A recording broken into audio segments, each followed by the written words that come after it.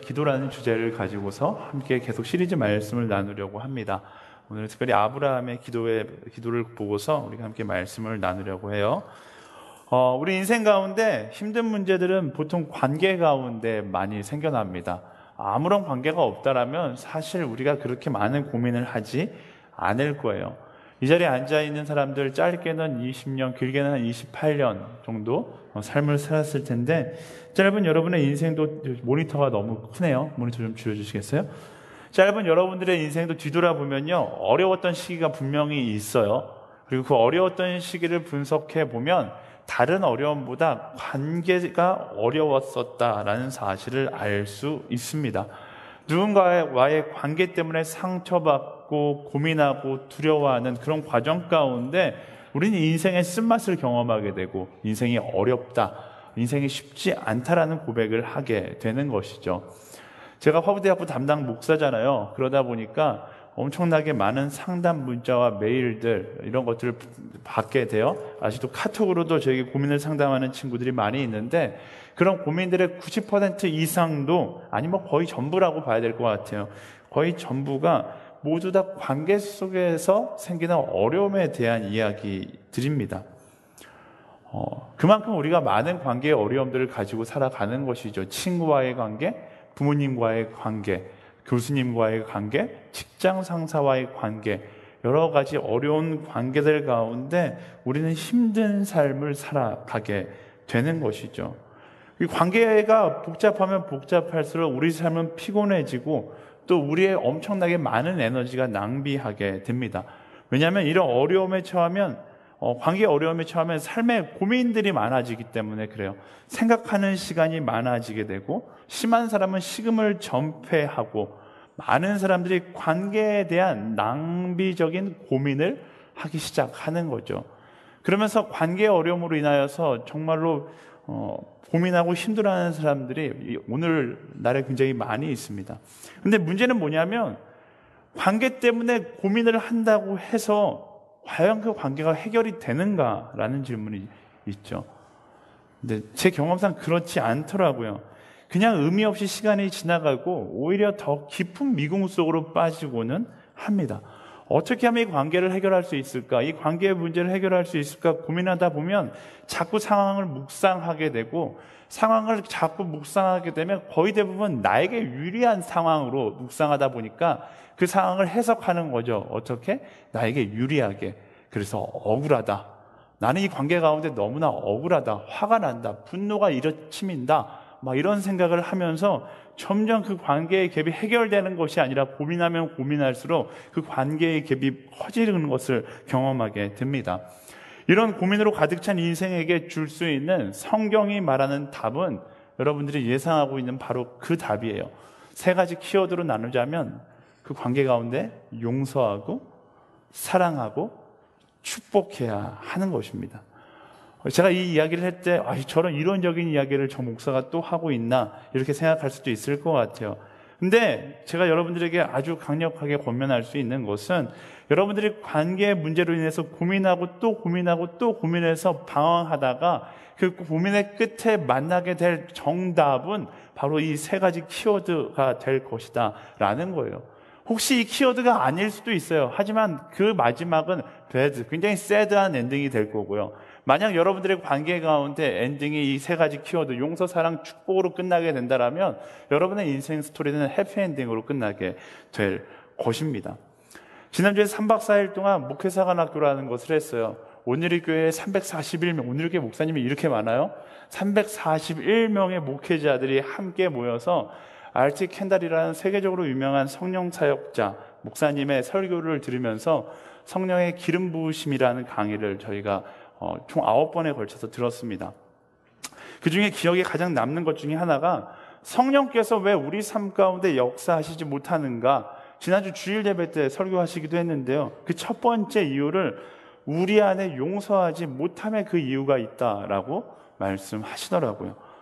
우리 안에 용서하지 못함 때문에, 용서하지 못함으로 인해서 찾아오는 우리 안에 너무나 많은 고민과 상처가 있어서 성령의 충만한 역사심을 나 스스로가 막고 있다라는 거예요. 집에 돌아와서 바로 이 책을 찾아서 읽어봤어요. 완전한 용서, 라는 책인데, 이 책을 읽다가 굉장히 좋은 예화를 하나 발견했습니다. 제가 그대로 읽어드릴게요. 한 여인이 22년 전 자동차 사고를 당했다. 사고 이후 22년 동안 계속 목이 아파 어느 쪽으로도 목을 돌릴 수가 없었으며 사이드 미러조차 볼 수 없게 되어 결국 운전면허증을 포기해야 했다. 이 여인은 교통사고로 인해서 인생이 지금 거의 속된 말로 망한 거죠. 그녀는 어느 날 자신이 다니던 교회의 사모와 상담을 하던 중 이런 질문을 받았다. 사고를 일으킨 운전자를 위해 기도한 적이 있나요? 그 여인은 아니요 라고 대답했다. 당연하죠. 자기 인생을 망친 그 사람을 위해서 기도한다는 건 너무나 어리석겠죠. 그 사람 생각만 하면 화가 치밀어 올랐을 거예요. 근데 그 사모는 가해자를 용서하는 기도를 드리자고 제안했고, 그래서 그녀는 가해자를 용서하는 기도를 드렸으며 축복하기까지 했다. 그 다음날 그녀는 사고가 난 지 22년 만에 처음으로 목을 움직일 수 있었고, 그녀 스스로도 자신이 서서히 치유되고 있음을 느낄 수 있게 되었다. 이 이야기를 읽으면서 제 마음 가운데 한 가지 감동이 있었어요. 용서하지 않았을 때에는 육신적 또 영적인 고통에 허덕였는데, 한 사모의 권면에 따라 용서하고 축복하자 그의 삶 가운데 회복이 일어났음을 보여주는 예화입니다. 사실 이 시대의 사람들이 이런 것 같아요. 육적인 질병도 마찬가지고 영적인 질병도 마찬가지고, 우리가 애써 만든 스트레스, 우리가 용서하지 못하고 쌓아놓는 관계의 어려움으로 생기는 것들이 너무나 많다라는 것입니다. 알츠 켄달 목사님이 바로 전곡을 찌르는 거예요.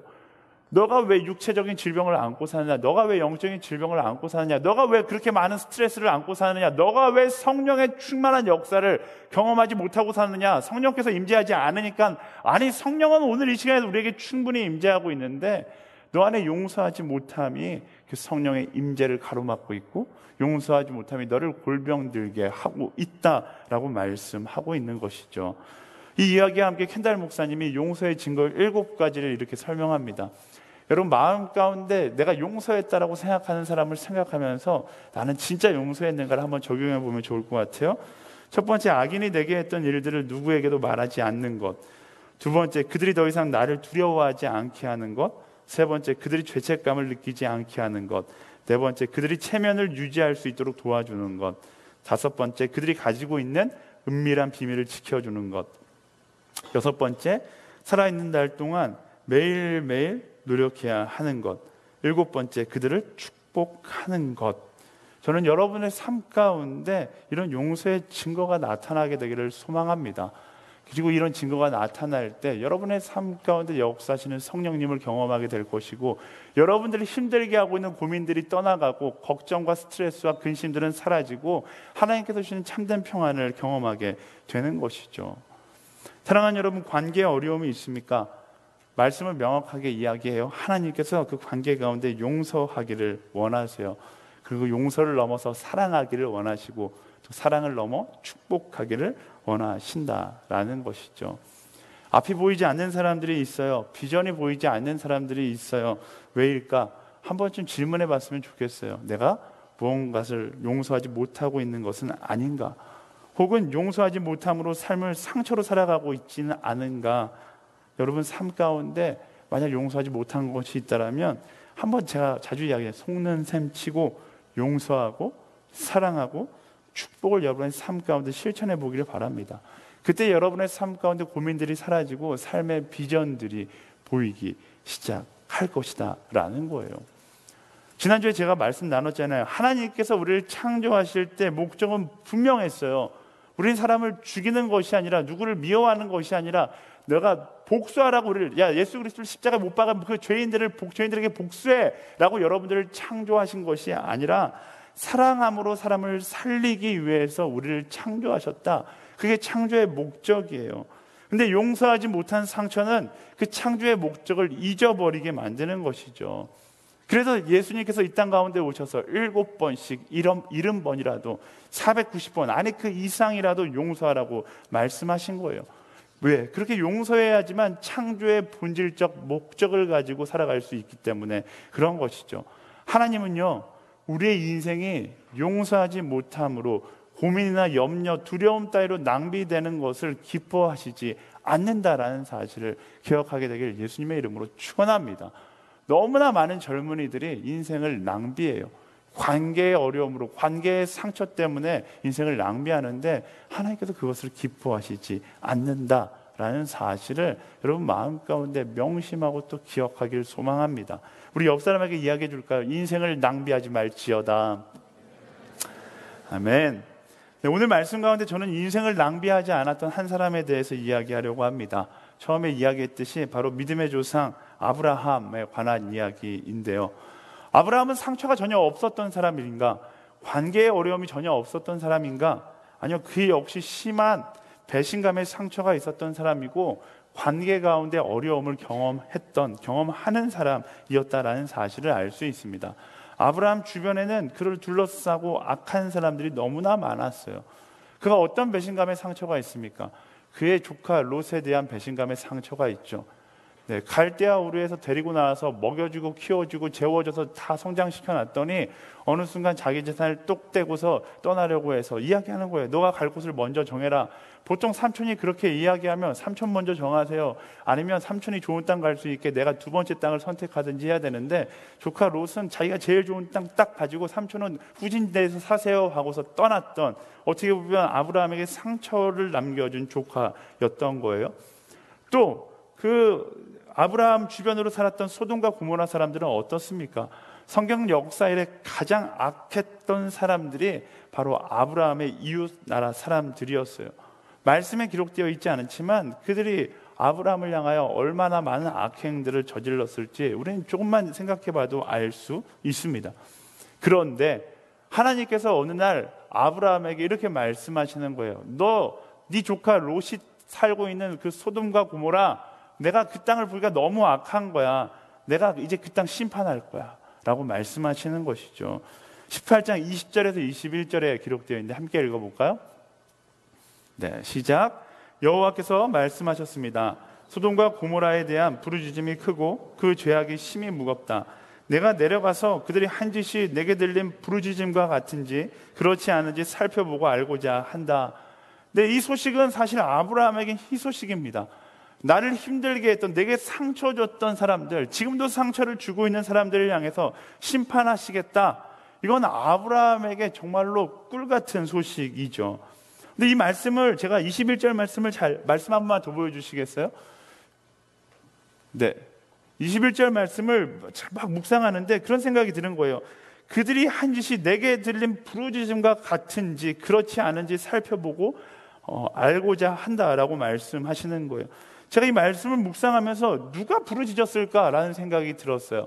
그러면서 재미난 상상은 아브라함이 부르짖지 않았을까라는 생각이 들어요. 소돔과 고모라 사람들이 아브라함에게 와서 아브라함을 막 괴롭혔을 때 아브라함이 기도하지 않았더라도 아브라함이 이렇게 한숨으로 얘기할 수 있었겠죠. 하나님은 뭐 하시나, 저런 놈들 안 잡아가고, 이런 식으로 부르짖었을 가능성이 굉장히 높죠. 어쩌면 그게 솔직한 아브라함의 마음이었을지 모릅니다. 근데 그런 마음을 갖는 아브라함에게 내가 이제 그들을 심판하겠다, 하나님의 그 선포는 너무나 속 시원한 선포일 수 있어요. 근데 아브라함은 어떻게 해요? 갑자기 정색을 하고 정반대의 기도를 하기 시작합니다. 23절, 24절 말씀 함께 읽어보겠습니다. 시작. 아브라함이 다가서면서 말했습니다.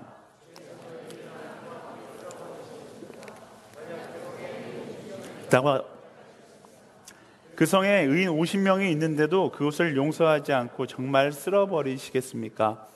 소돔과 고모라를 멸망시키겠다는 하나님의 말씀에 아브라함이 갑자기 정색을 하고 간절히 기도하는데, 하나님 저들을 완전 전멸해 주십시오가 아니라 그는 오히려 하나님께 소돔과 고모라에 살고 있는 사람들 가운데 의인이 있다면 그들을 멸하시겠습니까? 네, 뭐 하고 있는 거예요? 그들을 구해보려고 중보 기도를 하기 시작하는 것이죠. 우리가 예상하는 예상과 전혀 다른 기도를 하고 있는 것입니다. 어저께까지만 해도 정말 죽이고 싶었던 원수였는데 하나님께서 그들을 멸하겠다 하니까 아브라함이 그들을 위해서 중보 기도하기 시작하는 거예요. 아브라함의 마음은 어떤 마음일까?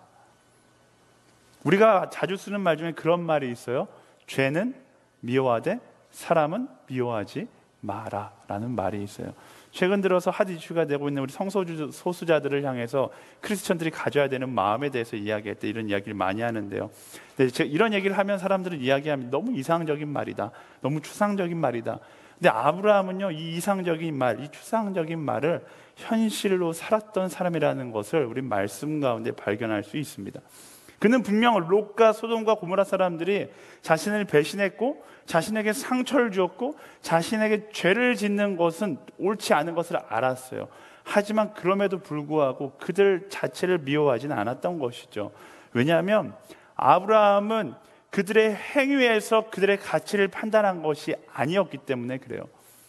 소돔과 고모라도 마찬가지고 롯도 마찬가지고 그들은 분명한 타락한 사람들이었지만 또 아브라함에겐 그들이 죽어도 전혀 상관없는 사람이었지만 아브라함에게 원수 같은 사람이었지만 아브라함은 그들의 행동이나 그들이 행했던 악행과 상관없이 그들 존재의 가치의 소중함을 알았고 그 존재를 사랑할 줄 아는 사람이었다라는 것입니다.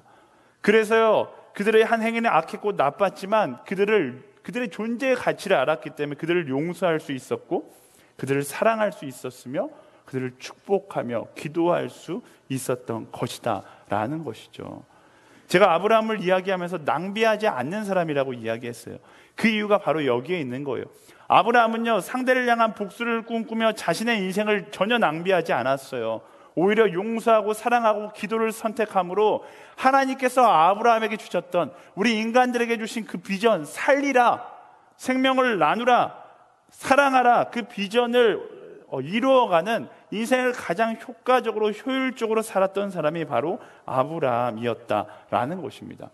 지금 이 장면에서 그는 세상적으로 너무나 바보 같은 기도를 하고 있지만 하나님 안에서 본다면 믿음의 조상다운 그 호칭다운 기도를 하고 있는 것이죠. 아브라함과 닮은 사람이 또 있었죠. 정확히 말하면 아브라함이 닮았던 사람인데 바로 예수님이 아브라함이 닮았던 사람이에요. 사실 예수님의 삶 자체가 아브라함의 기도와 같은 삶이었어요. 사람들은 예수님을 십자가에 못 박고 여전히 본성과 죄성을 따라 죄를 지으며 살아가지만, 그리고 예수님을 무시한 채 살아가지만, 그럼에도 불구하고 예수님은 어떻게 하셨어요? 용서하셨고 사랑하셨고 십자가에 못 박혀 우리를 위해 죽으심으로 우리를 중보하셨던 분. 예수님의 삶도 결국 용서와 사랑과 축복으로 설명되는 그 삶을 살아가셨죠. 이런 아브라함의 기도가 예수님의 이 땅에 오셨던 그 사건이 바로 오늘 우리가 살아가야 될 방향성과 비전을 보여주고 있는 것입니다. 아브라함과 예수님이 보여주셨던 그 삶의 키워드, 용서, 사랑, 축복, 이것이 바로 우리가 오늘 선택하며 따라가야 되는 그 길인 것이죠. 사랑하는 여러분, 아브라함과 같이, 예수님과 같이 여러분의 삶이 용서, 사랑, 축복의 키워드로 설명되어질 수 있는 그런 삶을 살게 되기를 예수님의 이름으로 축원합니다. 아멘. 세상을 바라보는 우리의 관점이요, 용서와 사랑과 축복의 관점이 되기를 소망해요. 너무나 많은 사람들이 자기 이익의 관점 아니면 복수의 관점으로 세상을 바라보다 보니까 수많은 상처를 껴안고 살고 그 상처에서 나오는 에너지로 살아가는 사람들이 너무나 많아요. 우리는 그렇지 않습니다. 하나님께서 나를 창조하셨던 그 창조의 목적의 에너지, 용서하고 사랑하고 축복하는 그 에너지를 가지고 살아갈 수 있어야 하는 거예요. 여러분, 수많은 관계 가운데 있을 거예요. 나를 공격하는 수많은 사람들이 있을 겁니다. 나를 힘들게 하는 수많은 사람들이 있어요. 그 사람을 향하여 증오를 품고 복수를 꿈꾸고 분노를 내뱉는 것은요, 말씀은 뭐라고 이야기합니까? 그게 바로 인생의 낭비라고 이야기하는 거예요. 저는 여러분들이 여러분의 감정의 낭비, 인생의 낭비를 하지 않고 아브라함처럼 예수님처럼 용서와 사랑과 축복을 선택함으로 여러분의 인생을 가장 효율적으로, 가장 그 목적, 만들어진 목적대로 살아갈 수 있게 되기를 예수님의 이름으로 축원합니다. 켄달 목사님이 완전한 용서라는 책에서 용서에 대해서 이런 이야기를 해요. 용서는 나를 위한 것이다. 용서가 상대를 위한 것인 것처럼 느껴지지만 그 용서를 통해서 내 인생이 낭비되지 않게 된다는 것을 이야기하고 있는 것이죠. 조금 더 확장해서 이야기하면 용서와 사랑과 축복은 상대를 향한 나의 배려처럼 보일 수 있지만 그보다 더 근본적인 건 나의 인생을 가장 나의 인생답게 쓰이게 할 수 있는 가장 완전한 투자이다라는 사실을 우리는 기억해야 하는 것입니다. 여러분, 용서하지 못하는 사람이 있습니까? 사랑하지 못하는 사람이 있습니까? 말씀은 용서할 수 없는 그를 용서하는 것이 진정한 용서이고, 사랑할 수 없는 그를 사랑하는 것이 진짜 사랑이고, 위해서 기도할 수 없는 그를 위해서 기도하는 것이 진정한 중보라고 이야기하고 있는 것입니다. 조건을 보면 할 수 없죠. 하지만 아브라함처럼, 예수님처럼 그 시선을, 존재를 바라보는 거예요. 그리고 그 예수님의 마음을 품고 존재의 소중함을 보고 용서하고 사랑하고 축복하는 것, 그것이 바로 오늘날 우리가 이어받아야 될 아브라함의 정신이고 예수님의 가르침이다라는 사실을 기억해야 합니다. 저는요, 여러분 마음 가운데 굳은 결단이 있게 되기를 소망합니다. 마음 가운데 오늘 설교를 들으면서 용서하지 못하는 사람이 있다라면 저는 오늘 여러분들이 결단했으면 좋겠어요. 그리고 그 결단이 아무것도 아닌 것처럼 여겨질지 모르지만 그 용서를 통해서 성령님께서 내게 허락하신 자유를 경험하게 될 것입니다. 부모님을 용서하지 못하는 사람들 많이 있죠. 친구를 용서하지 못하는 사람들도 많이 있어요. 근데 허브대학부 가운데는 유독 전에 사귀었던 남자친구, 여자친구를 용서하지 못하고 분노의 마음을 갖고 사는 사람들도 많이 있어요. 그 모든 마음들을 향해서 예수님께서 말씀하십니다. 내가 너희를 용서한 것처럼 용서하고, 내가 너희를 사랑한 것처럼 사랑하고, 그리고 너가 그를 위해서 기도해 줄 수 없겠니? 전에도 이야기했는데요, 세상에 용서하지 못할 사람은 없어요. 내가 용서해야 할 사람만 있는 거예요. 세상에 사랑받지 못할 사람은 없어요. 내가 사랑해야 할 사람만 있는 것입니다. 켄달 목사님은 이 설교를 하고서 목사님들 앞에서 이야기했어요. 이 자리에서 용서하지 못하는 사람들, 제가 숫자 셋을 세면 한 번에 다 같이 일어나겠습니다. 하나, 둘, 셋 했는데 어떻게 됐을까요? 341명의 목사님들이 다 일어났어요. 사람은 다 죄인이더라고요. 제가 여러분들에게 일어나라고 이야기하지는 않겠습니다. 하지만 오늘 말씀 가운데서 이야기한 그 용서의 가치를 만약 인정한다라면 여러분 마음 가운데 오늘 결단하고 용서할 수 있는 사람이 되기를 예수님의 이름으로 축원합니다. 아멘. 아멘. 우리 옆 사람에게 선포하겠습니다. 용서하는 사람이 될지어다. 네, 눈을 보고 이야기해 주세요. 사랑하는 사람이 될지어다. 축복하는 사람이 될지어다. 아멘. 여기서 하라는 용서, 사랑, 축복은요, 그냥 내가 용서한다, 내가 사랑한다, 이거 아니에요. 입술로만 용서하고 사랑하라, 축복하라가 아닙니다. 용서와 사랑, 축복에는 언제나 대가가 따르는 법이에요. 오늘 아브라함의 모습을 보세요. 아브라함은 어떤 대가를 지불했습니까? 26절부터 28절까지 말씀 함께 읽어보겠습니다. 시작. 여호와께서 말씀하셨습니다. 내가 소돔성에서 의인 50명을 찾으면 그들을 위해 그 온 땅을 용서할 것이다. 아브라함이 대답했습니다. 제가 비록 먼지와 재 같은 존재에 불과하지만 내 주께 감히 말씀드리겠습니다. 만약 의인 50명에서 5사람이 모자란다면 어떻게 하시겠습니까? 그 5사람 때문에 그 성 전체를 멸망시키겠습니까? 여호와께서 말씀하셨습니다. 만약 거기에서 45명을 찾으면 내가 멸망시키지 않겠다. 아멘. 아브라함이 소돔의 멸망을 놓고 하나님과 갑자기 딜을 하기 시작해요.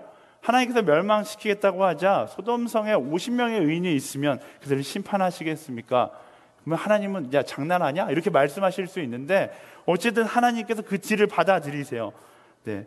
그리고 근데 아브라함이 거기서 멈추지 않습니다. 더 용기를 내는 거예요. 차라리 처음부터 50명이라고 부르지 말고 10명이라고 부르면 됐는데 어쨌든 아브라함이 아차한 거죠. 이 양 좀 더 많이 부를 걸 하다가 안 됐으니까 이제 딜을 하기 시작하는 거예요. 하나님 45명은요. 네. 하나님도 속이 터지죠. 알았어, 45명 내가 해줄게. 먹히네. 40명이요, 30명이요, 20명이요, 10명이요. 네, 평상시 아브라함의 태도를 볼 때 아브라함은 어떤 사람이었어요? 아브라함은 겁이 굉장히 많은 사람입니다. 죽을까봐 자기 아내마저 누이로 속였던 소심쟁이, 오늘날 혈액형으로 말하자면 극단적인 A형이 바로 아브라함이었어요. 근데 그런 그가 하나님과 이런 딜을 한다는 것은 엄청난 모험이에요. 아브라함은 굉장히 외로운 사람이었습니다. 갈대아 우르를 떠나 외로운 가족들과 함께 먼 타지에서 무엇만 바라보고 온 사람이에요? 오직 하나님 한 분만 믿고 온 사람인데 하나님께 이런 딜을 한다라는 것은 하나님께서 나를 떠나실 수도 있다라는 그 모험을 전제로 지금 하고 있는 거예요. 또한 이런 딜은요, 자존심 상하는 일일 수도 있어요. 제 아내가 이런 걸 정말로 많이 시키거든요. 어디 시장 가면 여보 좀 깎아봐 막 이러잖아요. 시장에서 깎는 게 쉽지가 않아요. 여러분들 중에 잘 깎는 사람도 있지만 소심한 사람은 굉장히 그게 어려운 거예요. 근데 지금 아브라함에게는 아브라함의 성격상 가장 어려운 일을 지금 하고 있는 장면인 것이죠. 누구를 위해서? 만약 그가 사랑하는 자녀들을 위해서라면 100번이고 할 거예요. 저는 굉장히 부끄러움을 많이 타거든요. 저랑 만나본 사람은 1대1로 앉아있으면 저는 수줍음이 굉장히 많은 사람입니다. 설교하고 있으니까 목사님 굉장히 담대할 거라고 생각하지만 막상 1대1로 만나면 여러분의 눈빛조차 쳐다보지 못하는 소심쟁이거든요. 근데 제가 항상 대심해질 때가 있어요. 무엇을 위해서? 제 딸을 위해서는 뭐 100번이고 1000번이고 대심해집니다. 제가 딸이 영아부 예배를 드렸는데 보통 영아부에서는 자녀가 생일이면 아빠들이 앞에 나와서 춤을 추는 전통이 있어요. 누가 만들었는지 모르겠어요. 근데 그 아빠들이 나올까요? 잘 안 오세요. 어느 날 하늘이 생일 파티를 한다고 해서 나도 뭐 나 하나쯤이야 안 가도 되겠지 생각했는데 아내에게 전화가 온 거예요. 네, 교회 안에 있으니까 뭐 전화가 온 거지. 여보 지금 빨리 와야겠어. 오늘 생일 맞은 친구가 7명인데 아빠가 아무도 안 왔어. 제가 어떻게 했을 것 같아요? 어떻게 가? 제가 이랬을까요? 저는 한 걸음에 뛰어 올라갔어요. 뛰어 올라갔더니 뭐 선생님들 다 알아요. 목사님 오셨어요 막 이러는 거예요. 그날따라 더 유난히 반짝반짝이는 반짝이 의상을 입히더니 반짝이 모자를 쓰고 나가서 앞에 나가서 춤을 추라는 거예요. 열심히 춤췄어요. 제 딸이 너무 좋아하는 거예요. 집에 와서 저한테 이야기해요. 아빠 오늘 다 좋았는데 아빠 너무 부끄러워하더라 이러는 거예요. 네. 그래도 뭐 또 추라면 또 출 수 있어요. 딸이 위해서라면 사랑하니까 죽는 신용이라도 할 수 있을 거예요. 근데 아브라함은 지금은 상황이 달라요. 자신의 원수, 자신을 그토록 괴롭혔던 또 자신을 죽이려고 했을지도 모르는 그 사람들을 위해서 자신의 모든 것을 걸고 하나님과 딜을 하고 있는 거예요. 하나님 해줘도 되고 안 해줘도 되고 아니 뭐 이 정도가 아니라 하나님 내 원수를 위해 내가 기도합니다. 지금 하나님과 딜을 하고 있는 장면이지. 그의 기도의 본질은 그거예요. 저 사람들 살려주시면 안 됩니까? 자기의 모든 것을 걸고 하나님께 기도하고 있는 것이죠. 예수님도 마찬가지였어요. 예수님은 어떻게 사랑하셨어요? 원수된 우리를 위해서 그는 하늘의 모든 영광을 버리고 이 땅에 오셔서 모든 것을 우리를 위해 주시고 십자가에 못 박혀 죽으셨어요. 그게 예수님의 사랑의 방법이었고 아브라함의 사랑의 방법이고 이 자리에 앉아있는 그리스도인의 사랑의 방법이 되어야 한다라는 것입니다. 사랑은요 언제나 희생이 있습니다. 때로는 수치가 따라올 때도 있어요.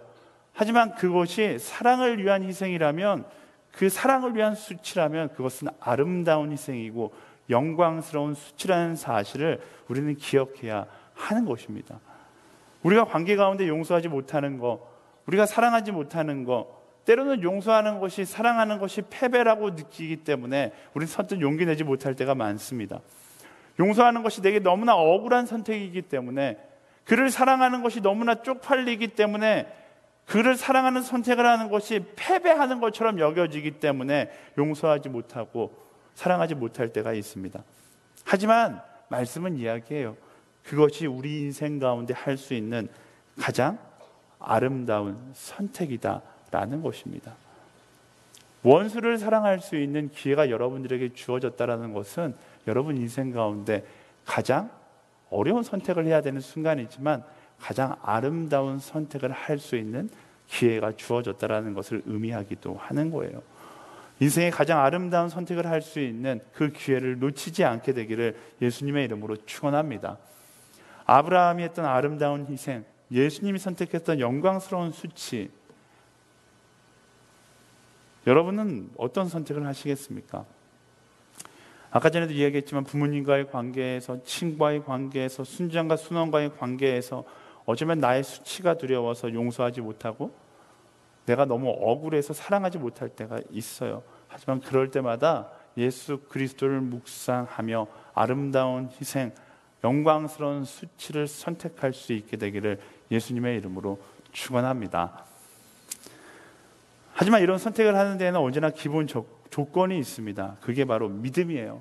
아브라함이 자신의 원수를 위해 용서하고 사랑하고 기도할 수 있었던 배경에는 믿음이 있었어요. 어떤 믿음인가? 25절 말씀 마지막으로 같이 읽어보겠습니다. 25절 시작. 의인을 악인과 같이 죽이고 의인을 악인처럼 대하시는 것은 주께는 있을 수 없는 일입니다. 온 세상을 심판하시는 분인 주께서 공정하게 판단하셔야 하지 않겠습니까? 아멘. 아브라함에게 믿음이 있었어요. 하나님은 정의의 하나님이시고 하나님은 공의의 하나님이시라는 믿음이 있었어요. 그러하기 때문에 심판은 하나님께서 공의롭게 정의롭게 분명히 하실 것이다 라는 그 믿음이 그에게 있었고, 그래서 그는 심판의 자리에 서 있는 것이 아니라 내가 해야 할 일을 분별하여서 심판의 자리가 아니라 사랑의 자리에 서 있을 수 있었던 것이죠. 심판은 하나님께서 공의와 정의를 가지고 하실 것이라는 그 믿음이 아브라함에게 있었다라는 것입니다. 저는요, 이 시대를 살아가는 젊은이들이 아브라함이 가졌던 그 믿음을 갖고 이 세상 가운데 분별할 수 있는 우리가 되기를 소망합니다. 예수님도 마찬가지예요. 이 땅에 오셔서 무엇 하셨어요? 예수님께서 이 땅에 오셔서 심판하셨어요? 네가 나 안 믿어? 죽어. 팍! 죽이고서 막 지나가셨어요? 안 그러셨어요. 예수님은 이 땅에 오셔서 하나님의 역할은 하나님께, 예수님은 이 땅에 오셔서 끝까지 사랑하셨어요. 예수님께서 물론 분노를 표출하신 적이 있었지만 그 분노조차 감정의 분노가 아니라 사랑에 기초한 분노였다는 사실을 알 수 있습니다. 예수님의 역할은 사랑하시는 거였어요. 그리고 우리의 역할도 마찬가지예요. 사랑하는 거예요. 이 시대를 비판의 눈길을 가지고 비난의 손길을 가지고 살아가는 사람들이 있는데요. 네, 하나님께서 우리에게 말씀하세요. 우리에게 주신 은사, 우리에게 주신 역할은 바로 사랑하는 것에 있다라는 것입니다. 요즘 들어 너무나 많은 사람들이 서로에게 상처를 주고 아픔을 줍니다. 너무 쉽게 이야기하는 경향이 있어요. 저도 목회자의 자리에 있지만 저에게 굉장히 쉽게 이야기해요. 왜냐하면 카카오톡이라는 문자 메시지 무료, 유료면 그나마 덜할 것 같아요. 무료로 문자를 보낼 수 있으니까 막 사람들이 그냥 이야기를 막 합니다. 여러분들은 경험해봤겠지만 카카오톡에는 감정을 담을 수 없기 때문에 문자를 받으면 얘가 아무리 자기 마음에 아무런 감정을 담지 않고 즐거운 얘기를 한다 할지라도 그 문자를 봤을 때 굉장히 기분 나쁘게 받아들여질 때가 있어요. 뭐 그것뿐만 아닙니다. 사람들이 이제는 뭐 솔직한 게 좋은 거야 막 이러면서 이제 사람들에게 솔직하게 아주 날카롭게 직선적으로 찌를 때가 있어요. 저도 마찬가지예요. 그런 찌름을 당하면 분노가 일어나고 짜증이 나고 화가 납니다. 근데 최근 들어서 막 이제 제가 다이어트에 막 집중하고 있잖아요. 탄수화물이 몸에 안 들어가니까 막 신경이 예민한 거예요. 이럴 때 문자 메시지 받고 이럴 때 컴플레인 들으면 막 화가 나기 시작하는 거죠. 그러면 하나님한테 막 기도하는 거예요. 하나님, 나 진짜 화가 나요. 이거는 이야기해야 될 것 같아요. 이거는 분노로 내가 이야기해야 될 것 같아요. 하나님, 이거는 내 감정의 분노 아닌 거 아시죠? 이건 거룩한 분노예요. 나 이 정도는 내도 된다고 생각해요 라고 하나님한테 이야기하면 하나님께서 저에게 아주 명확하게 말씀해 주세요. 성민아, 나는 너에게 분노의 은사를 준 적이 없다. 나는 너에게 심판의 은사를 준 적이 없다. 나는 너에게 오직 한 가지를 주었는데 사랑의 은사를 주었다. 심판은 내가 할 거니까 너는 사랑해라. 성령님은요, 제가 분노를 가지고 기도하면 항상 저에게 말씀하십니다. 분노가 아니라 사랑하라고 말씀하세요. 저는 그 성령님의 음성이 저를 향한 말씀이기도 하지만 이 시대를 살아가는 우리 모두를 향한 말씀이라고 생각합니다. 하나님은 공의의 하나님이에요. 우리는 공의롭지 않아요. 우리는 정의롭지 않아요. 인간은 죄성을 가진 사람이기 때문에 이기적이고 너무나 고집적이고 자기중심적이에요. 그런 이기적인 존재가 심판한다고요? 아니요, 그렇지 않아요. 하나님께서 우리에게 뭐라고 말씀하십니까? 너희는 내가 너희를 사랑한 것처럼 사랑하라라고 말씀하고 계시다라는 것입니다. 죄는 그것을 분별할 수 있어야 한다라는 거예요. 그래서 저는 여러분들에게 권면합니다. 분노의 은사를 가졌다라고 착각하지 마세요. 세상을 비판할 은사를 가졌다고 착각하지 마세요. 비난의 은사를 가졌다고 착각하지 마세요. 친구들 사이에서 내가 너를 바꿔줄게, 그 친구를 변화시킬 은사를 여러분들이 가졌다라고 착각하지 마세요. 특히 이성 간의 관계 가운데 남자친구를 변화시킬 수 있는 은사가 내게 있다라고 착각하지 마세요. 여자친구를 변화시킬 수 있는 은사는 여러분들에게 없어요. 하나님께서 모든 관계 가운데 내게 허락해 주신 은사는 바로 사랑의 은사라는 사실을 기억하세요. 사랑 말고 여러분 마음 가운데 분노가 치밀어 오를 때, 비판의 말들이 막 입에서 맴돌고 있을 때, 그때 한 번 더 성령님께 물어보세요. 한 번 더 물어보세요. 하나님, 내가 이 비판을 해도 됩니까? 내가 지금 성령 충만합니까? 성령 충만한 분노가 내 안에서 나올 수 있습니까? 하나님께서 분명히 말씀하실 거예요. 나는 너에게 비판의 은사를 준 적이 없다. 저는 여러분들이 분노할 때 기도하고 화내길 소망합니다. 지적할 때 기도하고 지적하세요. 비판할 때 기도하고 비판하세요. 내 안에 부정적인 요소가 들어와서 내 밖으로 나오려는 순간 그걸 그냥 내보낸 것이 아니라 기도라는 필터, 성령이라는 필터를 통해서 세상 가운데 내보내세요. 세상은 여러분들이 비판하고 비난하고 여러분들이 증오하지 않아도 이미 비판과 증오와 고난과 아픔으로 가득 채워져 있어요. 그리스도인은 그 세상 가운데 무엇을 뱉어내는 사람이 되어야 합니까? 또 하나의 비난을 뱉어내는 사람이 아니라 비난받은 사람의 그 가슴을 치유할 수 있는 사랑을 뿜어내는 사람이 되어야 한다라는 것입니다. 여러분, 그리스도인으로서 얼마나 사랑하는 삶을 살아가고 있습니까? 하나님이 여러분들에게 숙제를 주셨어요. 말로서 세상을 변화시키는 것이 아니라 사랑으로 세상을 변화시키라라는 숙제를 우리에게 주신 거예요. 사랑하는 사람이 되어서 사랑으로 세상을 변화시키는 예수님 닮은 한 사람으로 살아가게 되기를 예수님의 이름으로 축원합니다. 아멘. 하나님의 공의를 신뢰하세요. 그리고 나의 사랑의 사명에 집중하세요. 그때 우리 삶의 하루하루가, 내 주변의 순간순간이 하나님의 영광으로 가득 차게 됨을 경험하게 될 것입니다. 말씀을 정리하겠습니다. 창세기 18장에 나타난 아브라함의 모습을 통해서 우리는 인생을 낭비하지 않는 방법에 대해서 나누었습니다. 세 가지로 나눴어요. 첫 번째, 모든 관계 속에서 상대를 조건이 아닌 존재로 바라봄으로 사랑할 수 있어야 한다라는 것이고요. 한 장 더 넘겨주시겠어요? 네. 두 번째가 그 사랑을 위해서라면 아름다운 희생, 영광스러운 수치를 선택할 수 있는 사람이 되어야 한다라는 것이고, 세 번째는 하나님의 정의와 공의를 믿고 우리는 하나님의 정의와 공의를 내가 하는 것이 아니라 내게 맡겨진 사랑의 사명에 집중할 수 있어야 한다라는 것입니다. 말씀이 이야기하는 이 세 가지 원칙을 가지고 살아갈 때 여러분 삶 가운데 더 이상 낭비하지 않고 여러분의 인생이 하나님의 뜻대로, 하나님의 방법대로 사용되어지는 놀라운 역사를 경험하게 될 것입니다.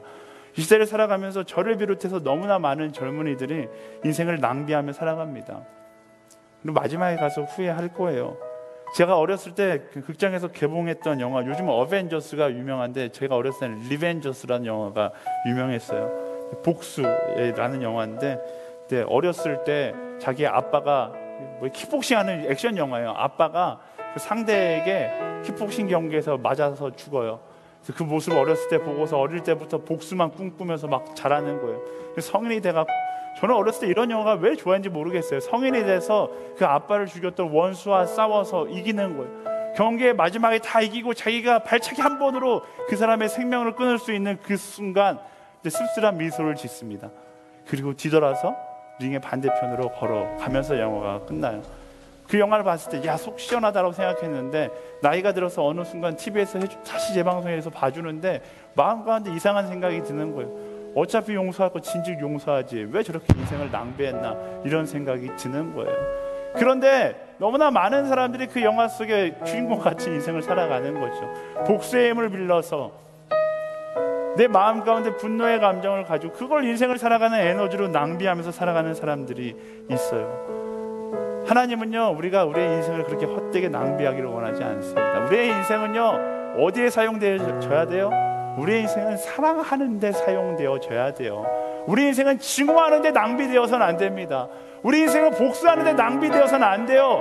여러분, 복수를 꿈꾸고 있다면, 용서하지 못하고 있다면 오늘 용서하시고요, 더 이상 여러분의 인생에 1분 1초가 낭비되도록 남겨두지 말고 여러분의 인생을 하나님께서 원하시는 그 방향, 사랑하는 방향을 위해서 사용할 수 있게 되기를 예수님의 이름으로 축원합니다. 우리 마지막으로 옆 사람의 이야기 해줄까요? 사랑하며 살지어다. 아멘.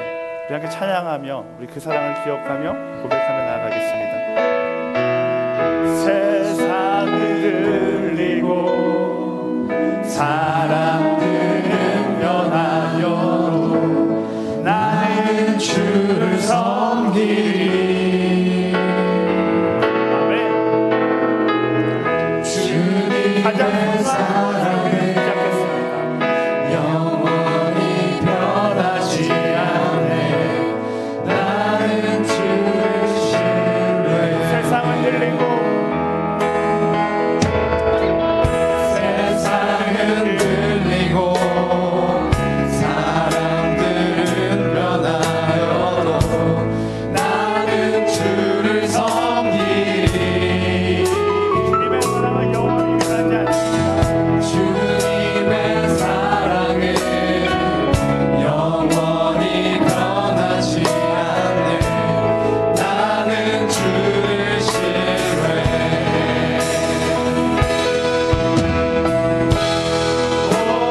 오직 믿음으로 내가 살리라. 오직 믿음으로 내가 살리라.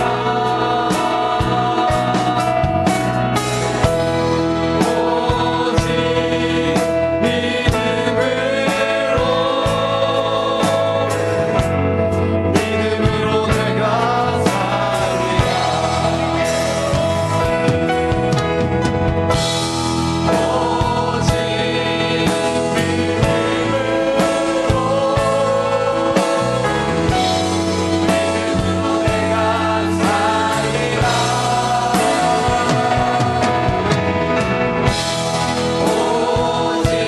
내가 살리라. 오직 믿음으로 내가 살리라. 이제 우리 함께 기도하며 나아가기 원하는데요. 먼저 기도할 때 하나님, 내 삶 가운데 용서하지 못하는 사람이 있습니다. 내가 그를 용서하길 원합니다. 그냥 입술로 용서하는 것이 아니라 나의 전인적인 모든 것으로 그를 용서하길 원합니다. 왜요? 그가 잘났기 때문에? 그가 나를 사랑하기 때문에? 아니요. 예수님께서 나를 용서하셨기 때문에 그 용서를 닮아 나도 용서하며 나아가게 되기를 소망합니다. 여러분 기억하세요. 말씀은 이야기합니다. 그 용서가 여러분의 인생을 자유케 할 것입니다. 누군가에게 굉장히 어려운 용서가 될 수 있어요. 내게 어린 시절 상처를 줬던 부모님이나 내 주변 사람들을 용서하는 것이 너무나 어려운 일일 수 있습니다. 하지만 하나님은 더 이상 여러분들이 그 상처에 얽매여 있기를 원하시지 않습니다. 더 이상 그 기억에 얽매여 있기를 원하지 않습니다. 여러분들이 그것을 용서할 때 하나님 그 상처로부터 여러분을 건지실 것이고 그 기억으로부터 여러분들을 구해내실 거예요. 용서는 그를 위해서 하는 것이 아니라 나를 위해서 하는 것임을 기억하며 또 성령의 충만한 임재가 내 삶에 있기를 소망하며 그동안 용서하지 못했던 그들을, 그 상황을, 그 사람을 함께 용서하며 함께 기도하며 나아가기 원합니다. 네, 소리내지 않아도 괜찮으니까요. 여러분 진심을 담아서 함께 그 용서의 마음을 위하여 함께 기도하며 나아가도록 하겠습니다.